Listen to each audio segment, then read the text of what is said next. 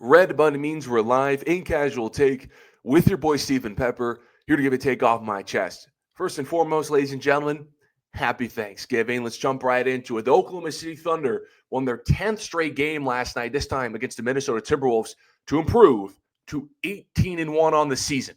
18-1. Only other team in league history to start better than that, of course, was the 15-16 Warriors. And not to do a Colin Coward, hey, LeBron, we're good, bro impression, but Golden State, it's been fun. OKC is going to do better than 73-9. I believe that. I think they are going to break the single season win record. As impossible as that sounds, but this team is flat out unbeatable. Oh, well, their schedule hasn't been all that hard. That's true. But they beat the KD Rockets on opening night, demolished both the Lakers and the Warriors back-to-back, and just took care of the Minnesota Timberwolves, who were in back-to-back conference finals. And they did all of that without their second-best player. Without their 20-point-a-night wing, all-NBA, all-defensive Jalen Williams playing a second of basketball this season, and they're 18-1.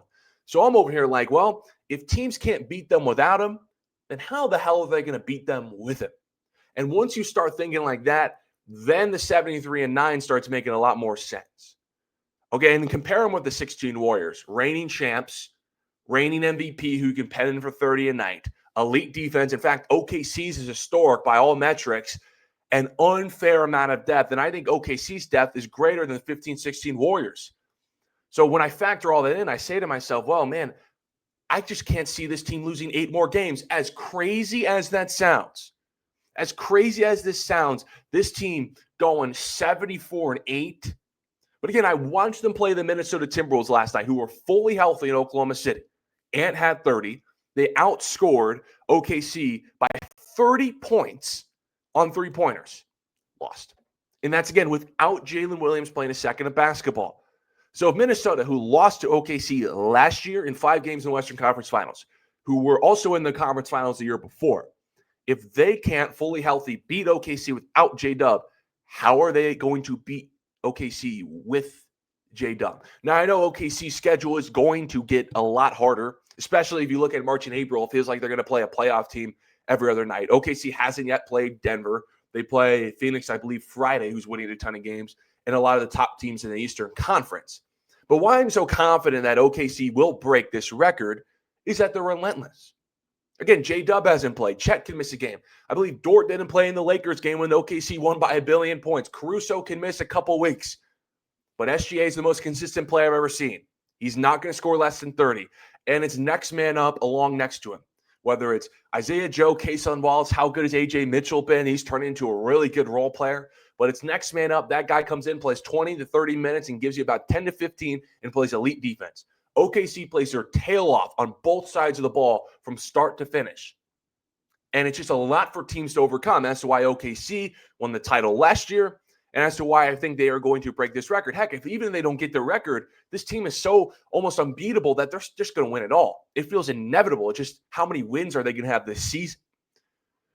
You know, they have the highest net rating in NBA history, guys. I know they've only played 19 games, but that's 3 more points higher than the team that Golden State beat for their record previously, which was the 1996 Bulls, who went 72-10. 3 more points than the third-place team, who, if you guessed, was Thunder last year. This team feels inevitable, and they're having such great success. I've been on this for a year. OKC is strangely having such great success despite their biggest flaw being three-point shooting. Golden State won 73 games, being one of the greatest three-point shooting teams we've ever seen, having the 2 greatest shooters ever. But OKC is like poor from 3. You know, they don't take or make a ton of threes. Remember, Minnesota beat them by 30 points behind the arc last night, still lost. Teams still can't make them pay. Couldn't make them pay last year, can't make them pay this year. Like Cleveland started 17-1 last year. I'm not going to act like teams haven't started 18-1, 17-1 before. Cleveland did. And Cleveland was on pace to have the greatest record ever. And of course, we know they didn't do that. They ended up losing more than double-digit games. But Cleveland was healthy. And Cleveland got off to an insanely hot three-point shooting start.